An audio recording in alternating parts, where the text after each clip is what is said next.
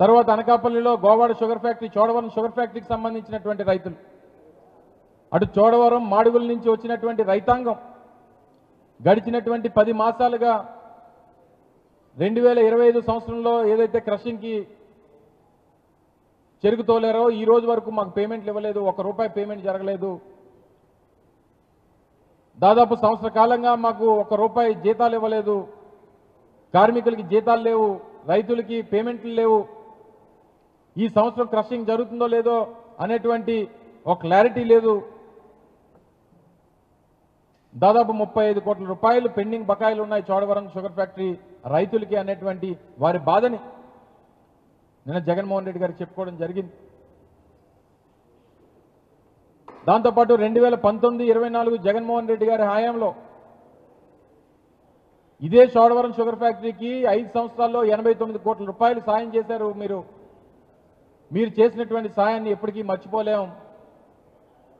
మీరు అధికారంలో రాకపోవడం మా దురదృష్టం అనేటువంటి బాధని ఆ ప్రాంతంలో ఉన్నటువంటి చోడవరం మాడుగులకు సంబంధించినటువంటి రైతాంగం అంతా కూడా వారు చెప్పడం జరిగింది. తప్పకుండా వారి సమస్య కూడా మా పార్టీ మద్దతు ఉంటుంది, మీకు తోడుగా ఉంటాం, మీ పోరాటానికి ముందుండి నడిపిస్తామనేటువంటి విషయాన్ని ఈ ప్రభుత్వం మీద ఒత్తిడి తీసుకొచ్చేటువంటి బాధ్యత కూడా తీసుకుంటామని చెప్పి జగన్మోహన్ రెడ్డి గారు చెప్పడం జరిగింది. తర్వాత అనకాపల్లి అచ్యుతాపురం రోడ్డుకు సంబంధించినటువంటి బాధితులు, తర్వాత కృష్ణంపాలెంలో ఉన్నటువంటి ఏపీఐసి నిర్వాసితులు ఎవరైతే ఉన్నారో వారికి జరుగుతున్నటువంటి అన్యాయాన్ని జగన్మోహన్ రెడ్డి గారికి చెప్పుకునేటువంటి కార్యక్రమం జరిగింది. తర్వాత తాళ్ళపాలెం దాటిన తర్వాత బల్క్ డ్రగ్ పార్క్ సంబంధించినటువంటి రాజీపేట అక్కడ ఉన్నటువంటి గ్రామస్తులందరూ కూడా రావడం జరిగింది. గతంలో నష్టపోయాం, మా మత్స్య సంపద అంతా కూడా మాకు కాకుండా పోతా ఉంది, మీరు ఏదైతే మీ పార్టీ నుంచి మాకు ఇవ్వాల్సినటువంటి సహకారాన్ని ఇవ్వండి అనేటువంటిది బల్క్ డ్రగ్ పార్క్ సంబంధించినటువంటి ఆ ప్రాంతంలో రాజీపేటకు సంబంధించినటువంటి గ్రామస్తులందరూ కూడా వచ్చి కోరడం జరిగింది. నిన్న వారి విషయంలో కూడా నేను జగన్మోహన్ రెడ్డి గారు పత్రికా సమావేశంలో మాట్లాడారు. ప్రభుత్వం ఏదైనా వారిని ఒప్పించి చేయాలి, లేదన్నా వాళ్ళని ఒప్పించకుండా ఏది చేసినా సరే ఒప్పుకోం. మేము బల్క్ డ్రగ్ పార్క్ నిర్వాసితులు ఎవరైతే ఉన్నారో, బల్క్ డ్రగ్ పార్క్ వల్ల బాధితులు ఎవరైతే ఉన్నారో వారికి వైఎస్ఆర్ కాంగ్రెస్ పార్టీ మద్దతుగా ఉంటుందనేటువంటి విషయాన్ని కూడా నేను జగన్మోహన్ రెడ్డి గారు చెప్పడం జరిగింది. ఇలాగ ఆద్యాంతం అనేక విషయాలు వారి పర్యటన 11 గంటలకి 11:30కి ఇక్కడ ప్రారంభమైతే సాయంత్రం 5 గంటలకి, అంటే దాదాపు 60 కిలోమీటర్ల మేర వారు రోడ్డు మార్గాన్ని వెళ్తే దాదాపు 6:30 గంటలు పట్టింది, 5:30-6 గంటలు. ఎందుకు ఇంత పెద్ద ఎత్తున స్పందన వచ్చింది? కేవలం ఈ ప్రభుత్వం మీద ఉన్నటువంటి వ్యతిరేకత, ఈ ప్రభుత్వం తీసుకుంటున్నటువంటి ప్రజా వ్యతిరేక నిర్ణయాలు, విద్యని గాలికి వదిలేసి, వైద్యాన్ని గాలికి వదిలేసి, వ్యవసాయాన్ని గాలికి వదిలేసి కేవలం అన్ని ప్రైవేట్ పరం చేయాలనేటువంటి ప్రయత్నం. ఈ రాష్ట్రం అంటే కేవలం అమరావతి మాత్రమే, ఈ రాష్ట్రంలో వేరే ప్రాంతాల అభివృద్ధికి మాకు సంబంధం లేదు అనేటువంటి విధంగా ఈ ప్రభుత్వం తాలూకా ఆలోచన కనబడతా ఉంది అనేటువంటి విషయాన్ని కూడా ప్రజలు ఎక్కడికక్కడ వ్యక్తపరిచా ఉన్నారు. ఉత్తరాంధ్ర ప్రాంతం ఈ ప్రభుత్వం నెగ్లెక్ట్ చేస్తూ ఉంది, ఉత్తరాంధ్ర ప్రాంతానికి పూర్తిగా అన్యాయం చేస్తూ ఉంది అనేటువంటి విషయాన్ని కూడా చాలామంది ప్రజలు వచ్చి జగన్మోహన్ రెడ్డి గారిని కలిసినప్పుడు వారు చెప్పడం జరిగింది. నిన్న కార్యక్రమం అయిపోయిన తర్వాత కురుపాం గిరిజన హాస్టల్స్లో జరిగినటువంటి విషయం మీ అందరూ చూశారు. వారందరికీ కూడా వారిని పరామర్శించారు. దాదాపు 47 మంది పిల్లలు నిన్న కేజీహెచ్లో ఉన్నారు. దగ్గర 70-75 మంది పార్వతీపురం ప్రాంతంలో ఉన్నటువంటి హాస్పిటల్స్లో ఉన్నారు. ప్రభుత్వం నిర్లక్ష్యం, అధికారులు ఒకటి చెప్తారు, సంబంధించినటువంటి శాఖ మంత్రి ఒకటి చెప్తారు, చివరికి అన్యాయం అయిపోయింది, ప్రాణాలు పోయింది, పసిపిల్లల ప్రాణాలు పోయినటువంటి పరిస్థితులు చూసాం. అందుకే నిన్న జగన్మోహన్ రెడ్డి గారు కూడా చనిపోయినటువంటి ఆ 2 పిల్లల కుటుంబాలకి 5 లక్షల రూపాయలు చెప్పిన మా పార్టీ తరఫున సాయం చేయాలని చెప్పి కూడా వారు ఆదేశించారు. వారికి ఆ కుటుంబాలకు ఆ సాయం చేసేటువంటి బాధ్యత కూడా వైఎస్ఆర్ కాంగ్రెస్ పార్టీ తీసుకుంటా ఉంది. అంటే పేదవాడి ప్రాణం అవసరం లేదు, పేదవాడికి విద్య అవసరం లేదు, వ్యవసాయం చేసేటువంటి రైతు అవసరం లేదు, రాష్ట్రంలో ఉత్తరాంధ్ర లాంటి ప్రాంతాలు అవసరం లేదు. మరి దేనికి ప్రభుత్వం ఉన్నట్టు? ఇప్పటికన్నా కళ్ళు తెరవండి, ఈ పర్యటన ద్వారా కళ్ళు తెరవండి, మీరు తీసుకున్నటువంటి నిర్ణయం తప్పు అనేటువంటి విషయాన్ని ఈ సందర్భంగా మరొకసారి తెలియజేస్తా ఉన్నాం.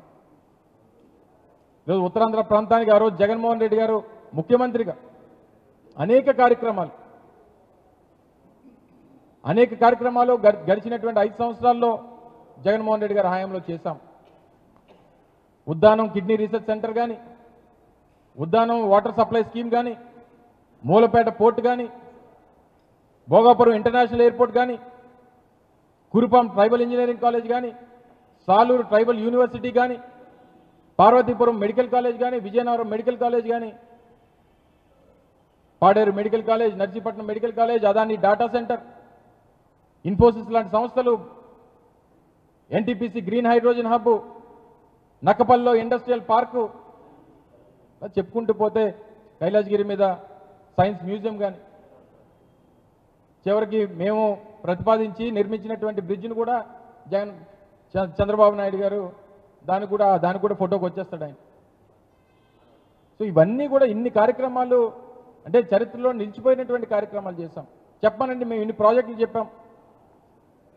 ఒక ప్రాజెక్ట్ చెప్పానండి, చంద్రబాబు నాయుడు గారు 16 సంవత్సరాలు కదా ఉమ్మడి రాష్ట్రానికి ఇప్పుడు ముఖ్యమంత్రిగా, ఇదిగో చంద్రబాబు నాయుడు గారి పేరు చెప్తే ఇది గుర్తొస్తుందని చెప్పి రుషికొండలో ఒక పక్క టీటీడీ టెంపుల్ కట్టాం, ఒక పక్క టూరిజం ప్రాజెక్ట్ కట్టాం. ఇలాగ ఇన్ని కార్యక్రమాలు చేసినా సరే ఇంకా ఇప్పటికీ కూడా 4వ సారి తెలుగుదేశం పార్టీకి అధికారం ఇచ్చినా సరే ఉత్తరాంధ్రాన్ని ఇప్పటికీ గాలికి వదిలేసి ఇక్కడ కాలేజీలు నిర్మించడానికి లేదు, హాస్పిటల్స్ నిర్మించడానికి లేదు, ప్రాజెక్టులు పెట్టడానికి లేదు. సో తప్పకుండా ఇవన్నీ కూడా ప్రజలు గమనిస్తూ ఉన్నారు. నిన్న స్థానిక పోలీస్ యంత్రాంగం ఎన్ని అడ్డంకులు సృష్టించాలని చూసినా, ఎన్ని నిబంధనలు పెట్టినా, ఇటు విశాఖపట్నం సిటీ పోలీస్ కానీ, అటు అనకాపల్లి జిల్లా పోలీస్ కానీ ఎక్కడికక్కడ నియంత్రించాలి, వారి కాన్వాయ్ని అడ్డుకోవాలి, కాన్వాయ్లో వస్తున్నటువంటి వెహికల్స్ని అడ్డుకోవాలి, వస్తున్నటువంటి ప్రజలను అడ్డుకోవాలి, స్థానికంగా ఉన్నటువంటి కొంతమంది ఎమ్మెల్యేలను అడ్డగించారు. ఎంత నిర్బంధించాలని చెప్పి చూసినా అన్నిటిని కూడా దాటుకొని జగన్మోహన్ రెడ్డి గారి మీద వారు చేస్తున్నటువంటి పోరాటానికి మద్దతు ఇవ్వాలని చెప్పి నిన్న కార్యక్రమానికి హాజరైనటువంటి ప్రతి ఒక్కరికి కూడా మరొకసారి వైఎస్ఆర్ కాంగ్రెస్ పార్టీ తరఫున హృదయపూర్వకంగా వారికి ధన్యవాదాలు తెలియజేసుకుంటూ, నిన్న విశాఖపట్నం సిటీలో కూడా కురుపాం ఈ పిల్లలకు సంబంధించినటువంటి హాస్పిటల్ విజిట్లో కూడా స్థానిక సిపి గారు, వారు సీనియర్ ఐపీఎస్ ఆఫీసర్, కానీ నిన్న వారు మాట్లాడినటువంటి మాటలు చాలా బాధాకరం. కొంత డిగ్నిటీ మెయింటైన్ చేయాలనేటువంటిది మా తాలూకా కోరిక, ప్రజల కోరిక కూడా. ఒక మాజీ ముఖ్యమంత్రి గారిని పట్టుకొని వారు మాట్లాడడానికి వీల్లేదు, మిమ్మల్ని కూడా ఇబ్బంది పెట్టారు. వారు ఎందుకు మాట్లాడకూడదు? ఆయన తెలీదా వారు మాజీ ముఖ్యమంత్రి అని మీకు తెలీదా? Z+ కేటగిరీలో ఉన్నటువంటి లీడర్ అని చెప్పి తెలీదా? ఒకవేళ ఆ ప్రోటోకాల్ లేదు, ఈ ప్రోటోకాల్ లేదు అని మాట్లాడుతున్నటువంటి వారు మరి ఎందుకు నిన్న 2-3 వేల మంది పోలీసులు పెట్టారు నిన్న ఉమ్మడి విశాఖపట్నం జిల్లాలో? ఒక ఎమ్మెల్యే అని చెప్పి మీరు సంబోధించారే, మరి ఒక ఎమ్మెల్యే వస్తే 3,000 మంది పోలీసులు ఎందుకు పెట్టారు ఉమ్మడి విశాఖపట్నం జిల్లాలో? మీరు గుర్తుపెట్టుకోవాల్సింది ఒకే ఒక్కటి, నిన్న వచ్చినటువంటి జన ప్రభంజనం ఇది జగన్మోహన్ రెడ్డి గారికి కొత్త కాదు. జగన్మోహన్ రెడ్డి గారు మీరు అన్నటువంటి ఈ మాజీ ముఖ్యమంత్రి ఇవేవి కాకముందే ఇంత పెద్ద ఎత్తున జనం జగన్మోహన్ రెడ్డి గారికి వచ్చారు. అది ఆయనకున్నటువంటి క్రేజ్. అది దయచేసి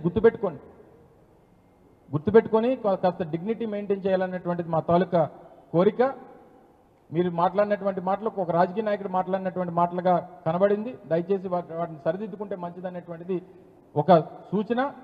మరొకసారి నిన్న ఈ కార్యక్రమాన్ని విజయవంతం చేసినటువంటి మా పార్టీ శ్రేణులకి, మా పార్టీ కార్యకర్తలకి, ముఖ్యంగా ఈ సమస్యకి సంఘీభావం చేయడానికి ఇచ్చేసినటువంటి ఉమ్మడి విశాఖపట్నం జిల్లా ప్రజానీకానికి అందరికీ కూడా మరొకసారి రెండు చేతులు జోడించి పాదాభివందనం తెలియజేసుకుంటాం.